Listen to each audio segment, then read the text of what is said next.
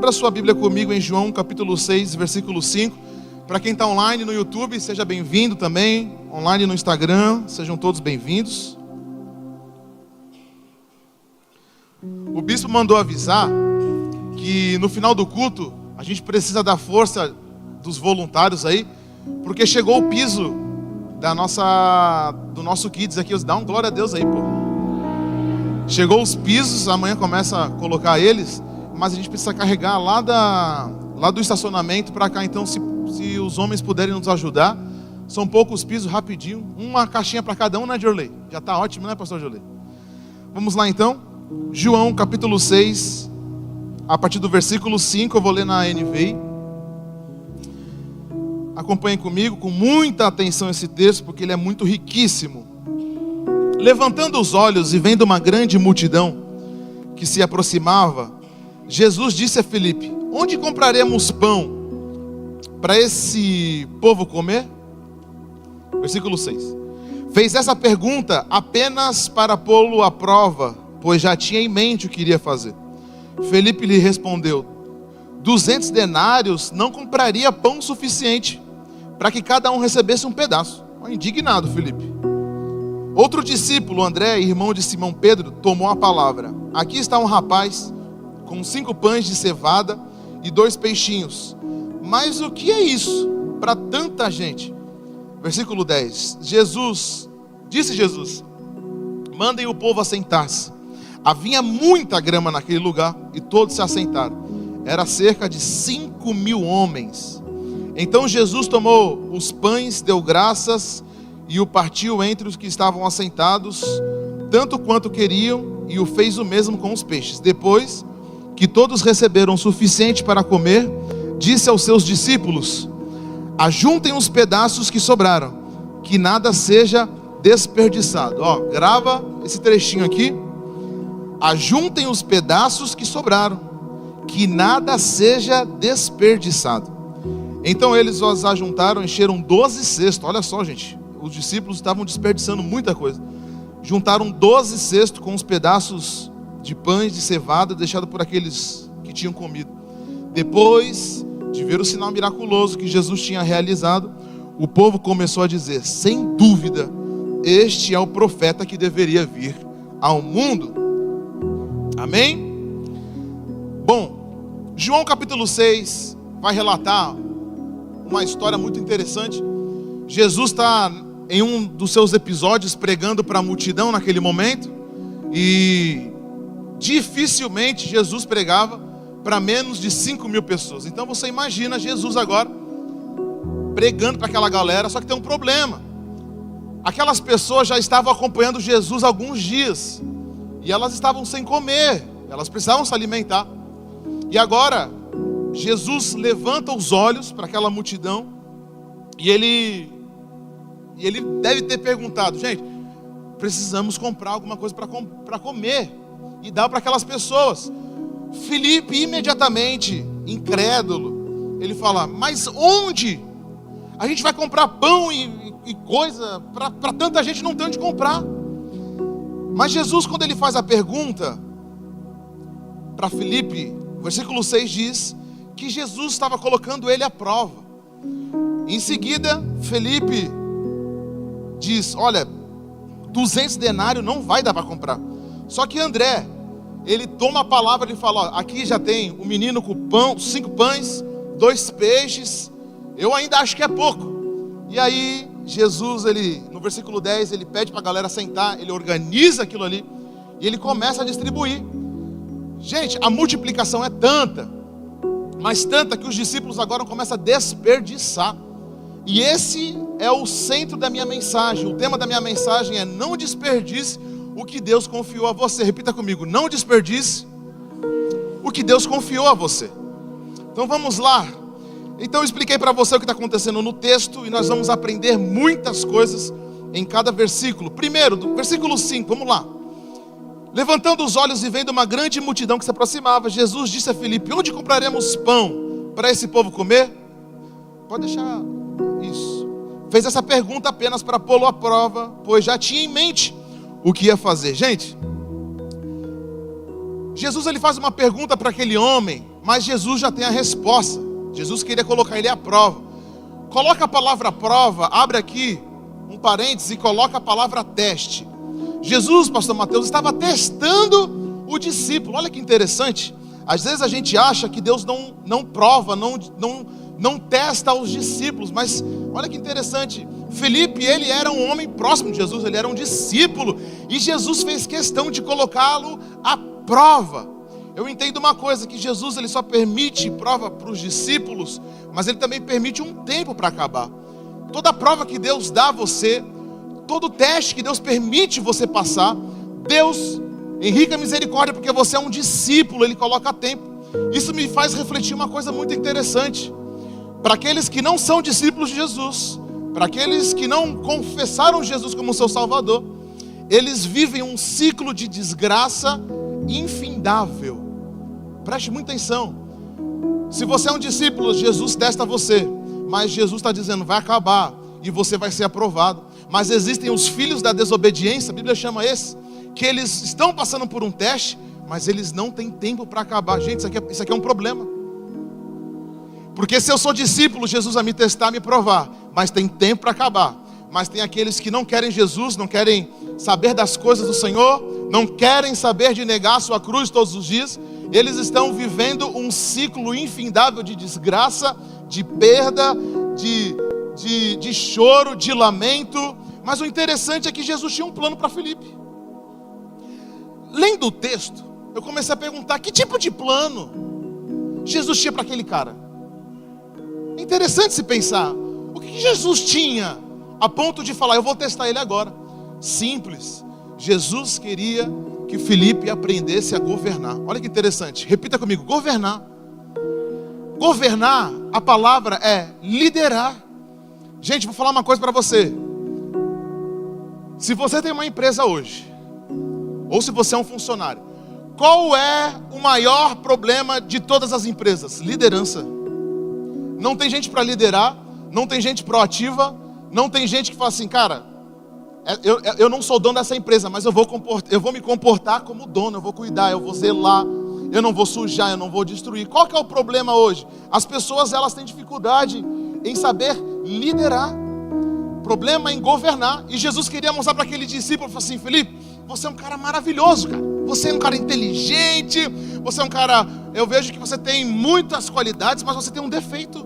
Você não sabe liderar. Você não sabe liderar a sua casa, você não sabe liderar a sua família, você não sabe liderar os seus filhos.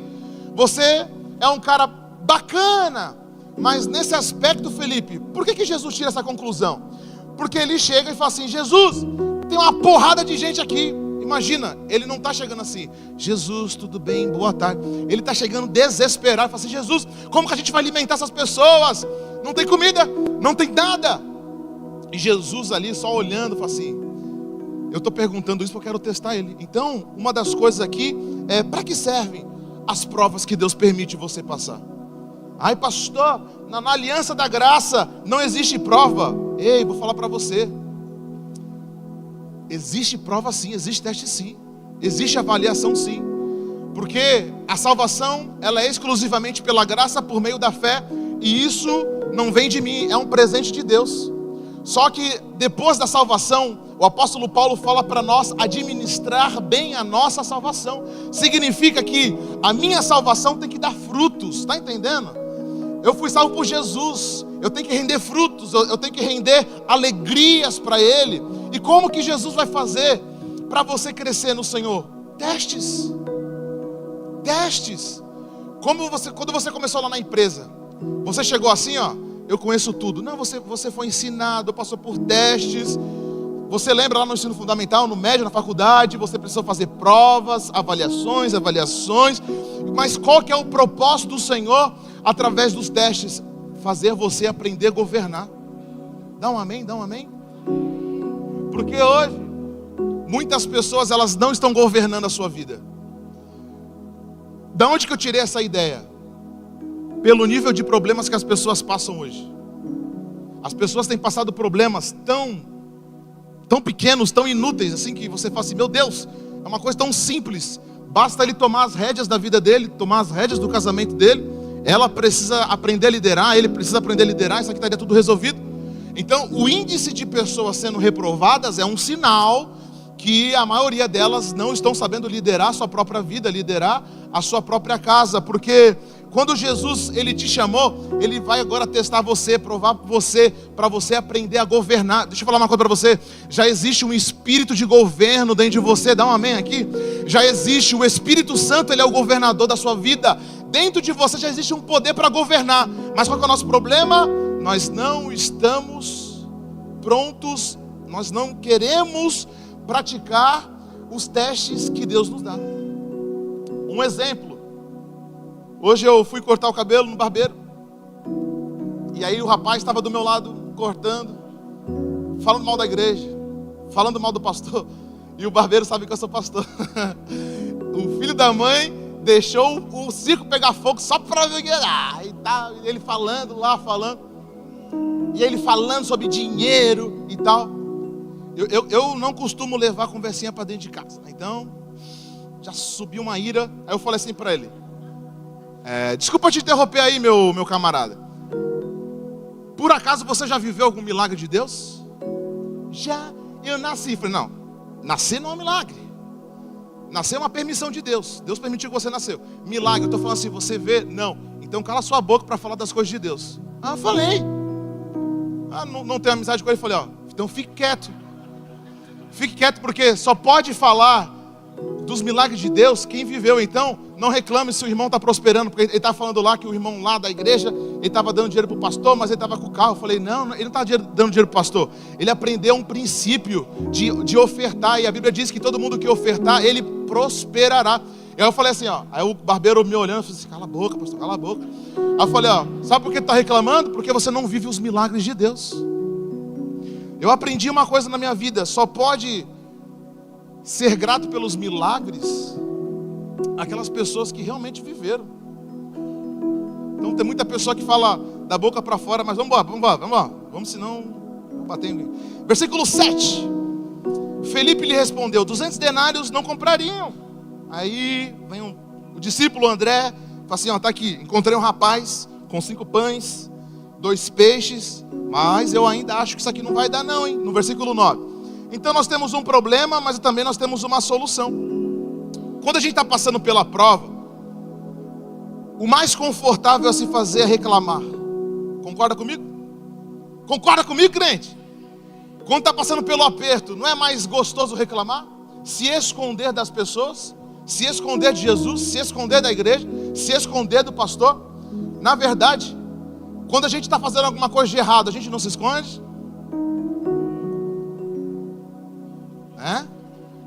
Observa, todo mundo que está fazendo coisa errada, ele senta na última cadeira da igreja. Desculpa, não estou falando que você... Não estou falando que vocês estão fazendo coisa errada aí não, tá? Mas o cara que está aprontando, está sempre de cabeça baixa, se esconde, desaparece, porque está aprontando. A pessoa que está passando pelos testes, é natural ela se sentir desconfortável. Agora ela começa a reclamar, ela começa a se isolar, porque eu tenho aqui 2 problemas e 2 discípulos. Felipe chega reclamando, murmurando, falando que não tem condições, mas agora chega aqui o André chega com uma solução, e o André fala assim, eu já vi Jesus multiplicar, Felipe, descansa teu coração, se ele fez uma vez, ele vai fazer de novo. Então, quem é você? Quem é você dos 2 discípulos? O desesperado, o reclamão, o murmurador, ou o outro que estava assim, eu estou em paz, porque eu já vi as maravilhas de Deus acontecer na minha vida. Se ele operou uma vez, ele opera 2, 3, 4, 5, 6, 7. Quem é você? O desesperado ou aquele que está em paz? Quem é você? Quem é o desesperado aqui? Todo mundo levantou o braço, 50% aqui. Então, os discípulos, eles tinham uma dificuldade. Um sabia governar e o outro não sabia governar. O Felipe, o desesperado, ele não sabe governar. Já percebeu que toda pessoa que não governa, ele é desesperado? Ele perde tudo, é um bolso furado, é um miserável. Tudo que ele tem não prospera.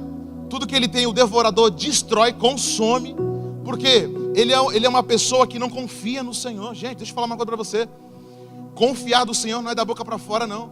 Confiar precisa de um exercício de entregar. Confiar no Senhor é descansar também. Por isso que só governa quem descansa no Senhor. O discípulo aqui, o Filipão, está desesperado. Mas o outro discípulo, o André, Isso, o André, ele confia no Senhor. Mas olha o versículo 10, vamos lá no versículo 10. Aprenda agora com Jesus o que é governar. Vem comigo. O que é ser um bom líder aqui? Disse Jesus: mandem o povo assentar-se, porque havia muita grama naquele lugar. Todos se assentaram. 5.000 homens, não contamos mulheres e crianças. Então deve ter aproximadamente aqui umas 15.000 pessoas. Jesus tomou o pão, deu graças e partiu entre os que estavam assentados. Gente, eu quero que você olhe o versículo 11. Então Jesus tomou os pães, deu graças, partiu entre os que estavam assentados, tanto quanto queriam, e o fez com os peixes. Lembra que eu falei para você que nós vamos aprender muita coisa aqui? Jesus está mostrando para nós o caminho da prosperidade. Jesus está nos ensinando aqui o caminho da prosperidade. Qual que é o caminho da prosperidade? Primeiro, então Jesus tomou os pães. Só prospera quem entregou tudo nas mãos de Jesus. Gente, fala para você, prosperidade é literalmente tudo ir bem. Jesus, ele toma os pães. Então primeiro caminho da prosperidade. Aprenda agora hoje. Entregue tudo nas mãos de Jesus. Pastor Júnior, como que eu entrego tudo nas mãos de Jesus? Santificando a primeira parte, os dízimos. É muito simples eu falar assim: Jesus, toma conta da minha vida aqui financeira, das minhas coisas. Eu preciso praticar, eu preciso colocar à prova. Como? Eu preciso ser fiel. O Antigo Testamento diz que a primeira parte santifica todo o resto. Gente, isso aqui é para você dar um glória a Deus bem alto isso aqui. Quando eu entrego a primeira parte, eu estou santificando o restante delas. Então, primeira coisa é entregar tudo nas mãos de Jesus. Seja um dizimista fiel, seja um crente fervoroso, não seja aqueles crente meio gelado, aquele crente que na quarta-feira ele entra aqui felizão, mas no domingo ele entra abatido, aí na outra semana ele entra feliz, e nas próximas 2 semanas ele entra abatido, o pau fecha, e aí ele não consegue viver uma constância no Senhor. Então, primeira coisa, entregue tudo nas mãos de Jesus. Segundo, olha o que Jesus disse: ele deu graças. Meu irmão, ele agradeceu. É muito bonito a gente usar a camisetinha e o boné escrito gratidão, mas só pode se tornar alguém grato quem viveu os milagres. Cara, você poderia dar um amém aí, meu? Porque o ingrato, por nunca viver o milagre da multiplicação, ele não consegue agradecer verbalmente os feitos de Deus. O ingrato, ele não consegue agradecer verbalmente. Ele não consegue chegar assim: Jesus, obrigado pelo meu alimento, obrigado pelo meu rancho, Senhor, obrigado pelo meu salário. Mas o ingrato, ele sempre reclama do salário, ele sempre reclama que está tudo caro, ele reclama que o dólar bateu o recorde hoje. Meu irmão, em certos lugares isso tem consequência, mas a gente tem que entender uma coisa, que pode o dólar custar muito alto, mas o nosso sustento sempre vai vir das mãos de Jesus. Então, ele agradeceu, porque só agradece quem já viveu os milagres, e o ingrato, ele não consegue agradecer. Faz sentido para vocês aqui? Faz sentido? Só que olha o terceiro, ele repartiu. Terceiro caminho da prosperidade aqui: quando Deus dá, nunca é só para você. Você concorda comigo? Que Jesus, ele nos abençoa para abençoar outras pessoas. Por isso que eu vou dizer para você: lute contra o egoísmo, lute contra o favoritismo e lute contra o narcisismo. São espíritos malignos. O narcisismo é um espírito maligno. Não, pastor, isso é um traço de personalidade. Não, o narcisismo é um espírito maligno que não deixa a pessoa crescer, não deixa a pessoa ter boas amizades, porque o narcisista, ele sempre ele quer ser a estrela. Ninguém suporta o narcisista. É verdade, eu não suporto. Dá vontade de botar fogo no narcisista, concorda comigo?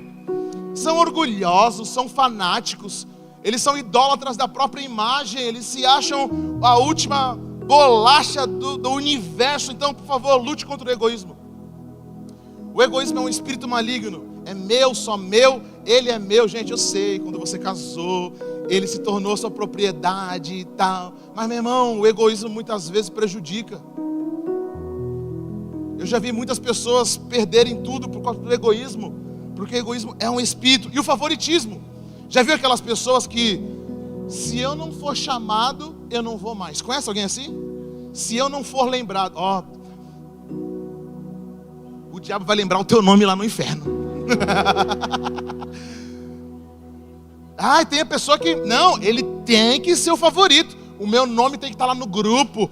Me tiraram do grupo. Olha, meu irmão do céu. A pessoa, ela se acha meu Deus, o X-tudo, o único X-tudo que tem. Não, o favoritismo, irmão. Muitas vezes é um espírito maligno agindo por detrás. Vamos para o versículo 12. Vamos, bora. Depois de todos receberem o suficiente para comer, aqui que está o ponto. Os discípulos experimentaram o milagre. Eles viram o milagre acontecer. Só que eles ficaram arrogantes. Sabia que todo mundo que vive os milagres, ele não agradece pelo milagre, ele se torna arrogante? Os discípulos, eles estavam lá vivendo. Cara, andar com Jesus é muito bom, meu. O cara multiplica tudo, cara. É legal demais e tal. Jesus multiplica. E eles começam a desperdiçar. Jesus dá um peteleco neles. Jesus fala assim: vocês estão loucos? Vocês estão malucos? Olha o quanto que vocês estão desperdiçando aqui. Jesus, ele força a barra com os discípulos. Jesus, ele espreme eles. E Jesus fala assim, juntem todos os pedaços, que nada seja desperdiçado. E aqui eu pergunto para você: será que nós temos desperdiçado as bênçãos de Deus? Porque o desperdício é um canal usado por muitas pessoas que se tornam incapazes de governar com sabedoria. Sabe, muitas pessoas, eu não estou falando só do desperdício de alimento, de água, não. Eu estou falando que muitas pessoas têm desperdiçado o tempo. Temos muitos jovens aqui. O Silas não é mais jovem, Silas. O Silas, tu pinta a barba. Pinta sim, fiquei sabendo que tu pinta a barba. Brincadeira, tá? Temos muitos jovens aqui. O culto de quarta-feira tem muito universitário, muitos jovens. Deixa eu falar uma coisa para você. Vai um conselho assim, não desperdice o seu tempo com as amizades. Pastor, o que é isso? Não desperdice o seu tempo com as amizades. Não dê o seu tempo às amizades. Augustinho de Hipona, um dos pais da igreja, ele diz: invista o seu tempo na solitude. Solitude é uma solidão voluntária. Invista o teu tempo para ficar a sós com Jesus, a orar com Jesus. Porque hoje, eu me sinto só. Meu irmão, você tem o Espírito Santo de Deus. Então, parem de investir o seu tempo com os amigos. Parem de investir o seu tempo em lugares. Sabe por quê, queridos? Eu estava conversando isso com o pastor Roger hoje. As amizades, elas vão embora muito rápido. Amanhã você se muda, as amizades acabou. Olha, eu nem me lembro mais da galera do outro estado. Não é que eu não lembro, eu lembro dele. Mas acabou aquela proximidade, pastor Jolê. Acabou, não tem mais, porque as amizades vêm. Deus coloca novas amizades. Outra coisa, não desperdice o seu tempo longe das coisas de Deus. Invista o seu tempo em santidade, em comunhão, em amor, em unidade com a igreja, com o seu líder. Não desperdice o seu tempo criticando os outros. Não desperdice o seu tempo com coisas que o mundo dá prazer. Porque Salomão, ele diz assim: eu vivi tudo. Eu comi do bom e do melhor. Casei com todas as mulheres da minha terra. Mas hoje eu sou um homem infeliz, porque eu desperdicei o meu tempo com aquilo que não deveria ter gastado o tempo. Então, jovens, aqui tem muitos casais. Gente, invista o seu tempo nas coisas com Deus. Invista. Mas é só mais um culto. Não, meu irmão. A cada culto que você vem, são sementes lançadas no seu coração. A cada culto que você vem, é a oportunidade de você semear novas sementes. A cada culto que você vem, é Deus dando a oportunidade para você continuar glorificando. Então, não desperdiçar o momento, porque isso vai custar muito no futuro. Eu tenho certeza que se você chegar na oncologia do CEPOM e você perguntar para eles assim: tem alguma coisa que você se arrepende? Todos eles vão falar assim: eu queria ter feito isso. E todos eles estão em fase terminal, todos eles. E eu lembrei das palavras de Jesus. E foi daí que nasceu a minha mensagem, porque eu precisei levar o pai no CEPOM. Eu estava conversando com uma senhora, e aí ela fazendo a quimioterapia, e eu conversando com ela, eu falei: se a senhora pudesse voltar atrás, o que a senhora faria? E ela falava: eu não teria desperdiçado meu tempo com as minhas amizades. Eu falei, por quê? Ela falou, eu só estou na quimioterapia porque as minhas amizades me levaram para isso aqui. Me levaram para beber, me levaram para isso, para aquilo outro. E foi daí que surgiu essa palavra que eu estou trazendo para você hoje. Porque eu lembrei das palavras de Jesus. Ei, não desperdice, não desperdice, não desperdice a hora que você tem, não desperdice o salário que você tem. Muitas pessoas desperdiçam o salário em coisas, olha, em vícios, em jogos de aposta. Gente, a maior chave para você prosperar é você semear no reino de Deus. O melhor lugar para você prosperar é debaixo do reino de Deus. Então por isso que o desperdício é um sinal de quem não sabe governar. Então vem comigo. Jesus chega para aqueles discípulos e fala assim, cara, vocês estão desperdiçando, vocês ainda não aprenderam a governar. Toda pessoa que desperdiça o seu tempo, o seu salário, a sua vida, a sua família, naquilo que não é de Deus, ele está perdendo tempo. Tem um versículo na Bíblia que me deixa apavorado. Está lá em Lucas, fala assim, louco, ainda hoje pedirão a sua alma. O que você tem a entregar? Olha que pesado, né? Se hoje você perder a sua vida, o que você tem a entregar? Será que nós estamos aplicando o nosso tempo nas coisas de Deus? Porque aqueles homens estavam desperdiçando, Jesus teve que vir puxar a orelha. Preste atenção, mesmo nos dias atuais, Jesus, por meio de palavras e pessoas, ele vai continuar puxando a sua orelha. Dá um amém bem alto aí. Então eu falo assim, Jesus pode puxar minha orelha. Tá, não, agora fala de verdade. Fala para quem está do seu lado. Jesus vai puxar a tua orelha. E Jesus não puxa a orelha igual mamãe e papai, não. Jesus puxa querendo arrancar sua orelha. Ele vai igual um lutador de MMA. Mas no versículo 14 aqui eu encerro minha mensagem. Depois de ver o sinal miraculoso que Jesus tinha realizado, o povo começou a dizer, sem dúvida, este é o profeta que deveria vir ao mundo. Todo sinal miraculoso começa com 4 pontos aqui. Será que nós temos obedecido mesmo estando na prova? É muito fácil obedecer na prosperidade. Mas será que nós temos obedecido na prova? Nos testes? Será que quando o seu líder te corrige, que cara você faz para o seu líder, né, pastor Diolê? Faz cara de nojinho? Que isso, pastor? Será que quando alguém te corrige, que cara você faz? Isso diz muito sobre o coração que você tem. Então, 2, todo sinal miraculoso começa também com a reclamação. Será que a gente tem reclamado? Porque toda pessoa que não usufrui dos milagres de Deus são pessoas que elas são reclamonas. 3, todo sinal miraculoso começa com 3, tenho feito o caminho da prosperidade? Será que eu tenho entregado para Jesus? Será que eu tenho aplicado as coisas com Jesus? Será que eu tenho dado graças naquilo que Deus me deu? E 4, será que eu tenho jogado fora o que Deus confiou a mim? Gente, às vezes a gente olha assim, a gente fala, cara, Deus me confiou isso, aquilo. Mas Deus confiou a você o seu filho. Deus confiou a você a sua família. Era isso que eu ia falar. Jovens, invista o seu tempo em sonhar em construir uma família. Faz sentido para você?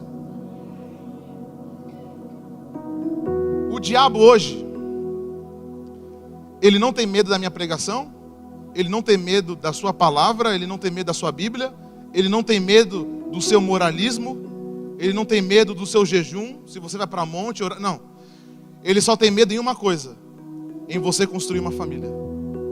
Porque quando nós construímos uma família, nós ampliamos o reino de Deus. Outra coisa, saber que você construir uma família é uma ordenança, não é um pedido, é um mandamento. Deus chegou para os primeiros homens que habitaram na terra, Adão e Eva, e falou assim, ó, um mandamento eu vos dou, multipliquem-se, cresçam. Sabia que nós não temos escapatória, nós temos que construir uma família? Hoje os jovens querem fazer tudo e por último construir uma família. Você concorda comigo isso aqui? Os jovens hoje querem fazer isso, aquilo, e eles estão querendo construir famílias lá com 42, 40 anos. Ai, cadê os 40? Meu Deus. Então tem muita gente querendo construir a vida depois de velho. Depois não vai conseguir usufruir, porque, vou falar, gente velha é gente chato. É cheio de mania, aí você vai querer casar. 40 anos lá, chato pra dedéu, cheio das manias. Ai, usa talquinho no pé, aí no monte de coisa. Não estou dizendo que não use, eu uso. Gente, tem que usar. Mas quanto mais velho, mais chato, mais xarope. Estou mentindo? Então eu falo assim, o pastor não está mentindo. Então aí vai deixar para gerar uma família depois de velho. Cabelo branco. Gente, para Deus nada é impossível, amém? Você pode construir a sua família com a idade do pai, 70 anos, pode construir. Difícil, quem quer? Mas tá aí. Tô leiloando, hein? Quem dá mais? Vai, tá a leilão? Tá precisando de uma esposa, né? Tá precisando, né? Tá. Dou-lhe uma, duas, ninguém quer, pai. Entrega pra Deus esse corpo aí. Mas muita gente as pessoas querem tudo, mas não querem construir uma família. Construir uma família. É isso que o diabo não gosta. Pastor, eu estou falando em língua. O diabo não está nem aí para a sua linguagem. O diabo não está nem aí para a sua fé. O diabo só está medo. Ele vai construir uma família. Porque uma família bem estruturada, meu irmão, é uma bomba nuclear no inferno. Uma oração não faz efeito, mas 2, 3, 4. E pior, quando uma mulher se torna mãe, o diabo fica com mais medo ainda. Porque a oração da mãe, meu irmão, é pior do que Hiroshima e Nagasaki, meu irmão. Onde cai, destrói. Concorda comigo? Então se você é mãe, o diabo não gosta de você. O diabo olha para você e fala assim, meu Deus, ali vai uma irmã do coque, cheia de fogo. Aí vem os maridos devagar, meu irmão. Eu repreendo todo o espírito de tartaruga na sua vida. Amém? Tá aplaudindo por quê? É verdade? O espírito de tartaruga, os irmãos lerdos. Vamos embora, levante, eu quero orar por você. Fique de pé no seu lugar. Eu falei, não dá. O cara entra na carne. Mas nessa noite eu quero orar pela sua vida.